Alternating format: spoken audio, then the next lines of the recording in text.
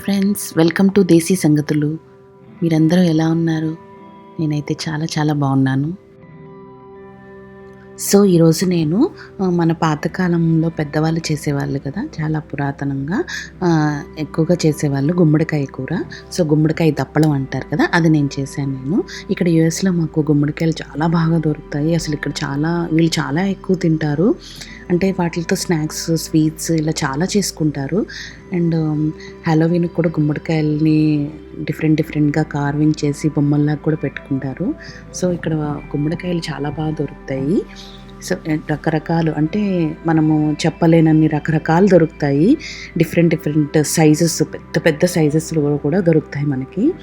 So నేను ఈరోజు గుమ్మడికాయ దప్పలం చేశాను. ఏం లేదండి, ఫస్ట్ కొంచెం ఆయిల్ వేసుకొని తాలింపు వేసుకున్నాను, పోపు పెట్టుకున్నాను అనమాట. తాలింపులో నేను శనగపప్పు, మినపప్పు కొంచెము, ఇంకా వెల్లుల్లిపాయలు, ఇంకా నేను ఆవాలు, జీలకర్ర ఇవన్నీ వేసుకొని అందులో ఆనియన్స్ వేసుకున్నాను. ఆనియన్స్ వేసుకొని అందులో ఇంకా నేను కొంచెం అవి తొందరగా కుక్ అవ్వాలంటే మనము కొంచెం సాల్ట్ వేసుకోవాలి కదా, అలాగే సాల్ట్ను ఇంకా నేను పసుపు వేసుకొని నేను కాసేపు ఫ్రై చేసుకున్నాను. సో మనము సాల్ట్ను ఇంకా పసుపు వేసుకున్నాం కదా, కాసేపు కలుపుకొని మనము మూత పెట్టేసుకుంటే మనకి తొందరగా మగ్గిపోతాయి. సో మగ్గిపోయిన తర్వాత మనము మిగతా ఇంగ్రీడియంట్స్ కూడా వేసుకున్నాము. ఇంకా మనము ఇందులోనే పచ్చిమిర్చి ఇంకా కొంచెం కరివేపాకు కూడా వేసుకుంటే మనకి కరివేపాకు కూడా మనకి టేస్టీగా అనిపిస్తుంది కదా ఆ స్మెల్కి. సో ఇంకా నేను ఇక్కడ పచ్చిమిర్చి కూడా ఇంకా కరివేపాకు కూడా వేసుకున్నాను. కరివేపాకు ఇక్కడ మాకు అంత ఎక్కువ దొరకదు, అంటే చాలా ఎక్కువ కాస్ట్. సో ఇండియా నుండే అవి కడిగేసి ఎండపెట్టుకొని అలా తెప్పించుకుంటాను అనమాట నేను. సో అందుకని కొంచెం ఎండినాకుల్లాగా ఉంటాయి నేను వాడేటప్పుడు. ఎందుకంటే ఇక్కడ చాలా కాస్ట్, జస్ట్ $1 ఏంటి, ఇప్పుడు $2 కూడా ఉంది. అవి జస్ట్ 4 అంటే 4 రమ్మల్లాగా ఇస్తారంతే. సో ఇంకా వన్స్ నేను అవి అయిపోయిన తర్వాత గుమ్మడికాయ ముక్కలు ఉన్నాయి కదా, అవి కూడా వేసేసుకున్నాను నేను. ఈ గుమ్మడికాయ అనేది చాలా హెల్త్కి చాలా మంచిదండి. అసలుకి నేను గుమ్మడికాయని కూడా చాలా పెద్ద ముక్కలుగా కోసుకున్నాను, చూసారు కదా, కొంచెం పెద్ద సైజులో కోసుకున్నాను నేను. ఇవి ఈజీగానే ఉడికిపోతాయి, మనకి పెద్ద ఎక్కువ శ్రమ పడాల్సిన అవసరం లేదు. సో అవి ఉడుకుతూ ఉన్నంత టైంలో నేను కొంచెము 2 స్పూన్ల బియ్యం పిండి తీసుకొని కొంచెం దానిలో కొంచెం వాటర్ వేసుకొని కలిపి పెట్టి ఒక సైడ్కి ఉంచుకున్నాను నేను. ఇది ఎందుకంటే మనం లాస్ట్లో యూజ్ చేయాలి ఇందులోకి. సో గుమ్మడికాయ ముక్కలు కూడా ఉడుకుతున్నాయి. ఇవి చాలా మంచిదండి, బాడీ ఇమ్యూనిటీని చాలా ఎక్కువ ఇంక్రీజ్ చేస్తాయి, హార్ట్కి అలా అన్నిటికీ చాలా మంచిది. ఇది మనం మంత్లీ వన్స్ అన్నా మనం చేసుకుంటూ ఉంటే హెల్త్ పరంగా చాలా మంచిది. బాడీ ఇమ్యూనిటీని చాలా ఇంక్రీజ్ చేస్తుంది అన్నమాట, ఇమ్యూనిటీ పవరు. సో ఇంకా నేను ఇందులోనే కారం వేసేసుకున్నాను. నేను కొంచెము కారం ఇంకా వేసుకొని నేను కాసేపు మగ్గించుకుంటున్నాను. ఎందుకంటే మనము తర్వాత మళ్ళీ పులుసు పోసుకుంటాం కదా, పులుసు పోసుకునేటప్పుడు ఇక్కడ చింతపండు పులుసు కూడా వేసుకున్నాను చూడండి.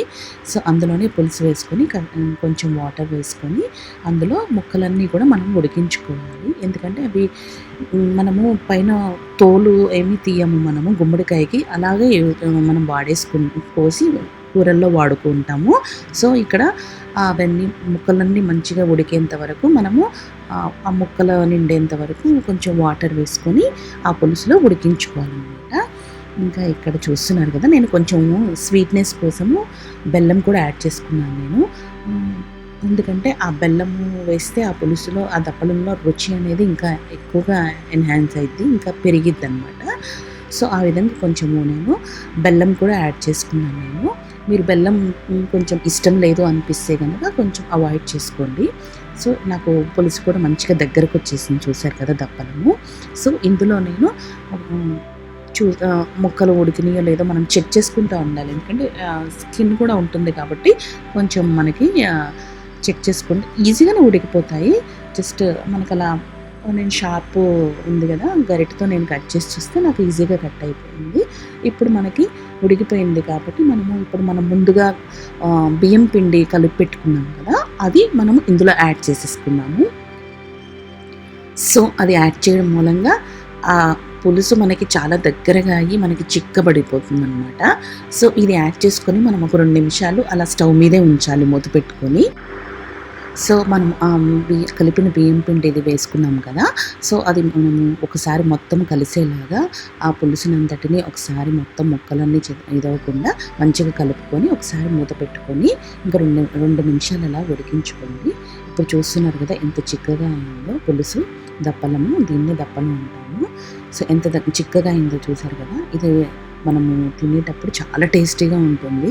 అసలు గుమ్మడికాయ ఇంత టేస్ట్‌గా ఉంటుందా అనిపిస్తుంది. చాలా టేస్టీగా ఉంటుంది. ఇంకా వేడి వేడి అన్నంలో వేసుకొని తింటే సూపర్ టేస్ట్‌గా ఉంటుంది. ఇంకా మనము దీన్ని ముద్దపప్పుతో కూడా యాడ్ చేసుకొని తింటే సూపర్ టేస్ట్ ఉంటుంది. సో మీరు కూడా ఈసారి ట్రై చేయండి. పీస్ చూసారా ఎంత మెత్తగా అయిపోయిందో. అసలు అన్నంలో చాలా బాగుంటుంది. ఇంకా ఇందులో ముద్దపప్పు యాడ్ చేసుకొని తింటే సూపర్ టేస్ట్ ఉంటుంది. Thank you for watching. Please subscribe to my channel, like, share and be happy.